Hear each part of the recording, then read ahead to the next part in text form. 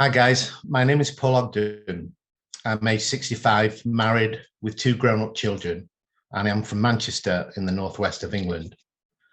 Please forgive me if I struggle with some pronunciations. I had to retire early about 7 years ago due to a couple of issues.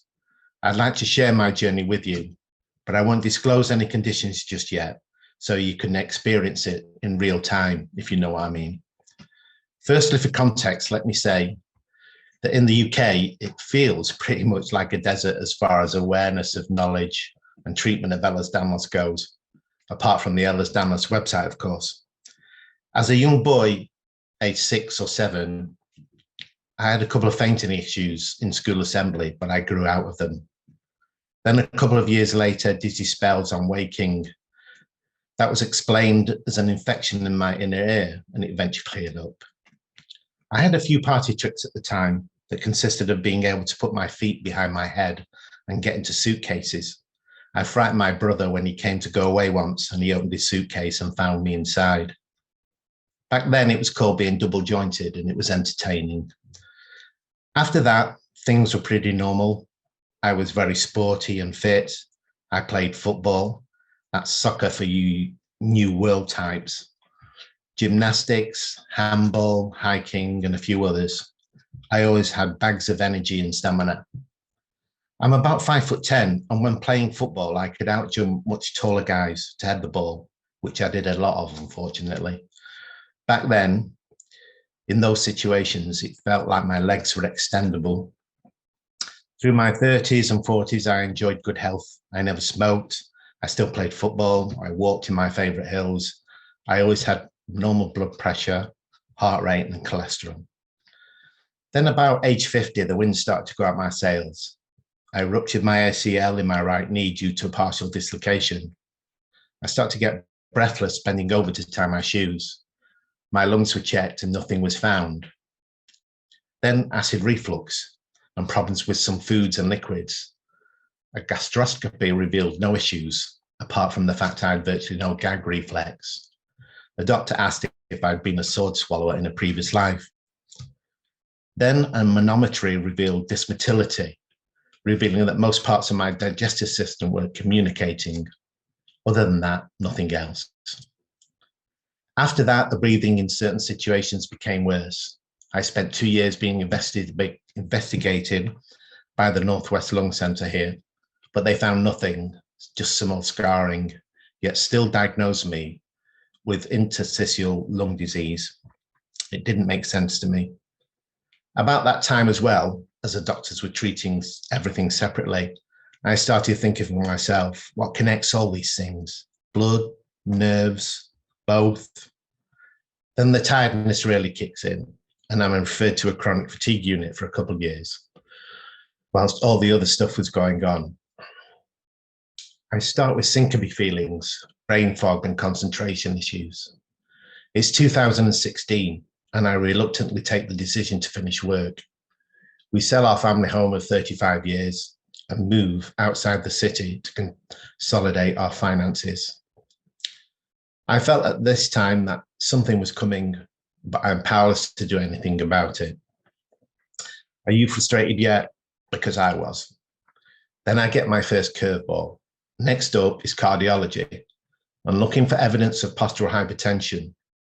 Scans, bloods, tests, and monitors revealed, you guessed it, nothing. 8 weeks after being told yet again that my heart was strong, and it did feel like it, I suffered a cardiac arrest and heart attack. There was very little warning, and my vitals were again normal, virtually right up until the point where my heart stopped. But I think I now know what had caused it. Fortunately, I wasn't out for long, and after a night in intensive care, a second stent was fitted before being discharged. There was no percentage blockage score on my discharge notes, and my vitals were normal, but they insisted on squeezing me into the standard atherosclerosis diagnosis box. Sometime later, carotid and subclavian artery scans were, you guessed it, normal. So on to cardio rehab, which I was unable to complete. And then my next curveball, pain in the arms and the chest. Another heart attack, right? No. Trips to the emergency room and tests reveal, you guessed it, nothing. Normal everything again. By now, I'm looking at Ehlers-Danlos issues and using a consultant GP who is very experienced, but also a cardiologist with an open mind. He refers me to a rheumatologist to rule out arthritis, which she does, but finds a lack of cerebral fluid in the cervical cord. She also diagnoses hypermobile Ehlers-Danlos. I suspect she's a fellow zebra. She recommends visiting a neurosurgeon. By now, all my symptoms are looking like a bingo card for craniocervical instability. The surgeon finds a reduced gap at C4-5 and 5 and 6 and recommends urgent surgery to prevent partial paralysis. It's now 2020 and COVID is in full swing. I pay for the operation and the 2-hour operation takes 6 hours. A few months post-op, he's surprised that there isn't more improvement and he's not interested in any of the other symptoms. That was 18 months ago, and I still have issues from my head to my toe, literally. Balance issues, chronic fatigue, breathing issues, which is positional, gastric problems, and constant radicular pain, and lots more. Everything now seems to be down to nerve impingement, down to Ehlers-Danlos. I hate taking tablets, but the just-in-case cardiac meds I'm on, I believe, are protecting me from a slightly different kind of rupture for which they were intended. I found a really good neurosurgeon based in Barcelona who specializes in Ehlers-Danlos. Via Zoom and upright scans done here in the UK, he has confirmed the craniocervical instability, as well as a narrowing of the cord and issues at C7. Sadly, surgery is no longer an option, but the issues at C7 could be treated.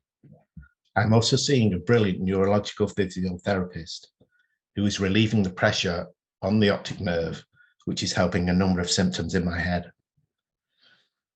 I'm pretty sure that my cardiac event is down to Ehlers-Danlos, but I don't know for sure and probably never will.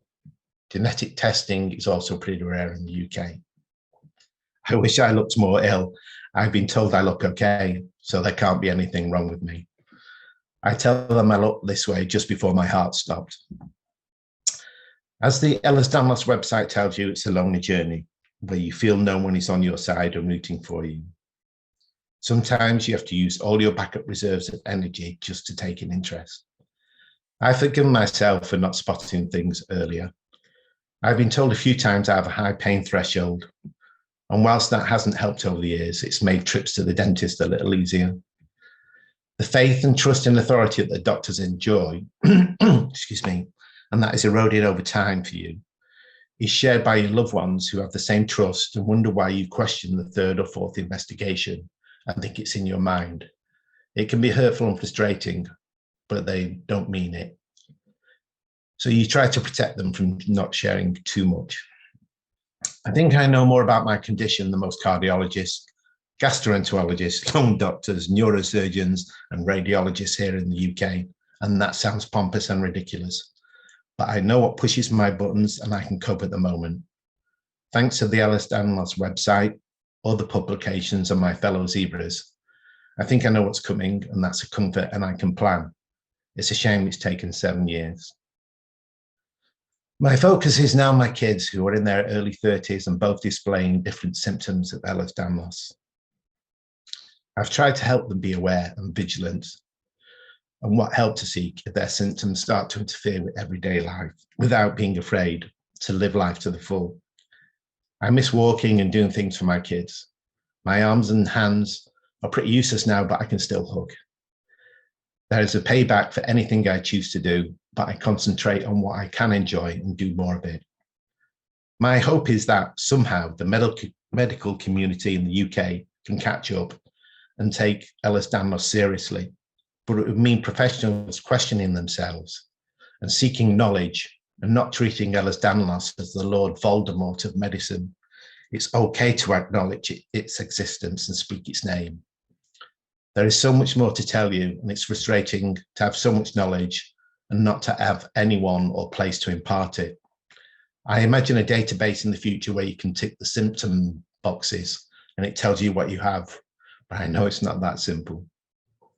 Part of me feels lucky that I have many years where it hasn't affected me like many others, particularly the young sufferers. But it's fair to say it's not how I envisaged my retirement going. So I'd like to thank the EDS team and my fellow presenters, past and present, and the researchers who have taken the time to publish. Although you don't know it, you've been on my journey with me.